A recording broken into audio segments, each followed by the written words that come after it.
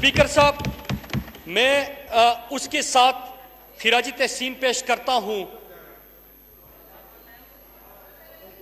जी मुराद सईद साहब।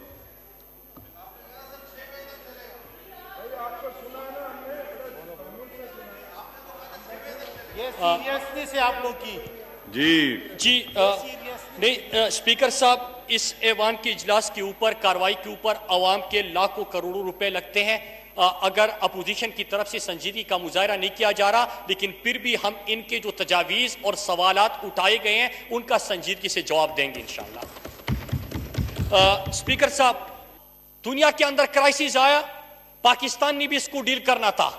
स्पीकर साहब, इमरान खान मुल्क के वजीर आजम पहले दिन पाकिस्तानी कौम से मुखातिब होके उन्होंने लाएअमल दिया और उसी लाएअमल के ऊपर आते हुए हुकूमती इक़दामात और फिर इनके तजावीज़ और सवालात का जवाबात। प्राइम मिनिस्टर इमरान खान ने कहा कि हमने अपने कौम को बचाना है, पाकिस्तान को बचाना है, हमने मरज से बचाना है, हमने भूख से बचाना है, हमने अफलास से बचाना है, हमने उनको बेरोजगार होने से बचाना है, हमने उनकी दिहाड़ी को महफूज रखना है, उनको सहूलियत देनी है।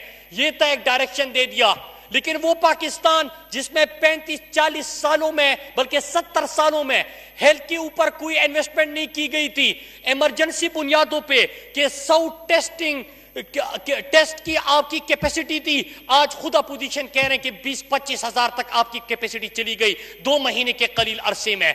आपको सैनिटाइजर की जरूरत थी, आज पाकिस्तान सैनिटाइजर एक्सपोर्ट कर सकता है। आपको मास्क की जरूरत थी, पाकिस्तान ने खुद बनाने शुरू कर दिए। आपको जिस चीज की भी जरूरत थी स्पीकर साहब, पाकिस्तान उसको खुद प्रोड्यूस करने लगा, प्रोडक्शन करने लगा। ये 2 महीने की पाकिस्तान की बात कर रहा हूं, 70 साल की पाकिस्तान की बात नहीं कर रहा। स्पीकर साहब, मैं दूसरी चीज के ऊपर आता हूं, अभी भी नामुकम्मल और मैं हमेशा कहता हूं कि ये आ जाते कंफ्यूजन फैलाने के लिए।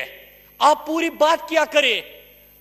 पाकिस्तान के अंदर जब लॉकडाउन हो रहा था तो क्या वजह है कि लाहौर के अंदर कामयाब हो रहा है, पिशावर के अंदर कामयाब हो रहा है, लेकिन सिंध के अंदर लोग सड़कों पे एहतिजाज कर रहे हैं। स्पीकर साहब, आपको पता है कि एहतिजाज किस चीज के ऊपर हो रहा था?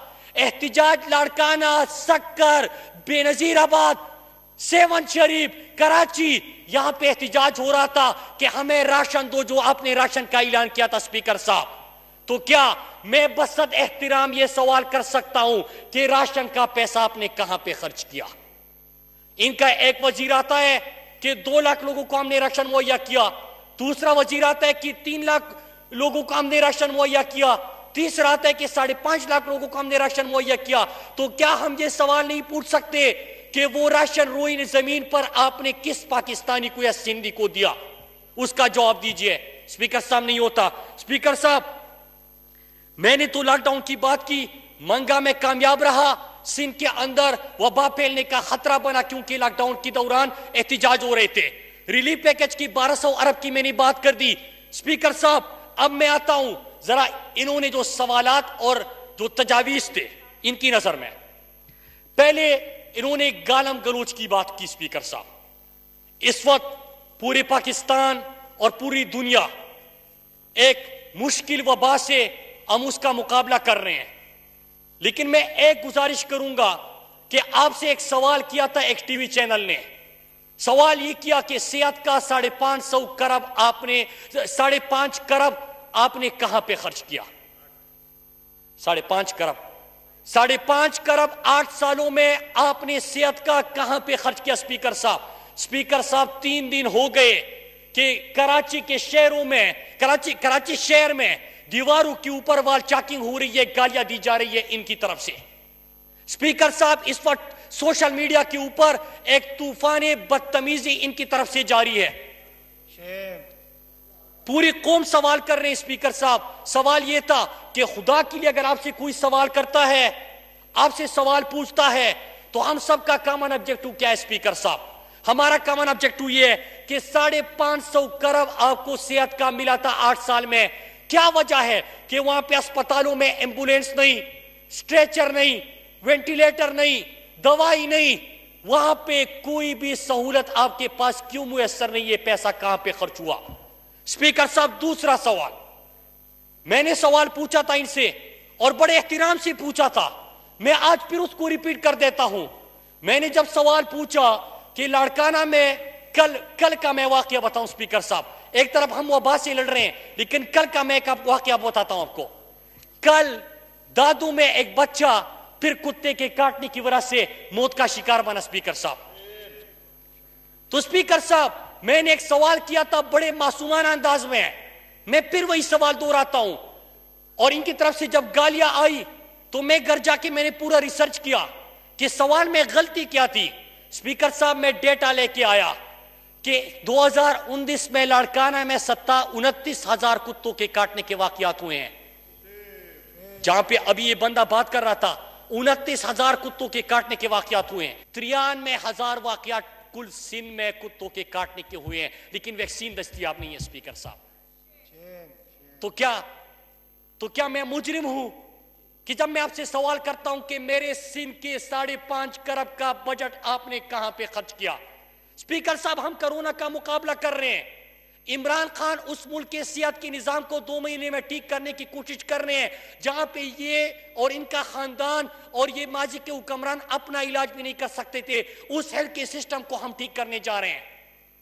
हम यहां पे एक कर्जों के दलदल में फंसा हुआ पाकिस्तान, जो कि कर्जों की दलदल में इनकी वजह से फंसा था, हम उस पाकिस्तान के अंदर अपने खित्ते के मुमालिक से ज्यादा बड़ा रिलीफ पैकेज लेके आए हैं 1200 अरब का।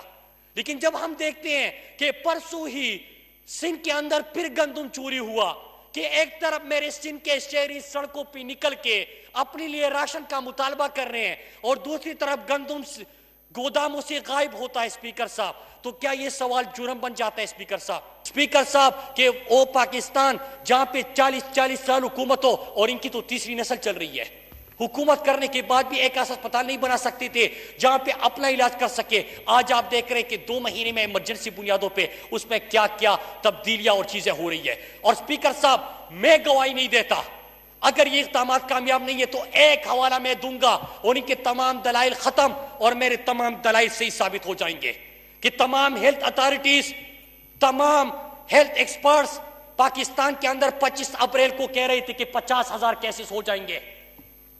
50,000 केसेस 25 अप्रैल तक वो प्रिडिक्ट कर रहे थे। अल्हम्दुलिल्लाह 11 मई है और वहां पे आधी भी केसेस उसके अभी हो चुके हैं। वो 50,000 का जो प्रेडिक्शन था वो नहीं हुआ। ये क्या है स्पीकर साहब? ये कामयाबी है उस मुल्क की जो कर्जों की दलदल में फंसा हुआ, उस मुल्क की जिसका हेल्थ सिस्टम मुकम्मल तौर पे तबाह, उस मुल्क की जहां पे गुर्बत सबसे ज्यादा, उस मुल्क की जहां पे डेली वेजर्स और जो कमजोर तबका है वो सबसे ज्यादा इफेक्ट होता है। तो स्पीकर साहब जब ये इक़दामात और इसको अप्रिशिएट करें, आखिर में मैं गुजारिश ही करूंगा, अच्छा होता स्पीकर साहब कि आप इजलास का तकाजा करते हैं और फिर उसके बाद किसी को सुनने की आप में हिम्मत नहीं होती, आप यहां से भाग जाते हैं।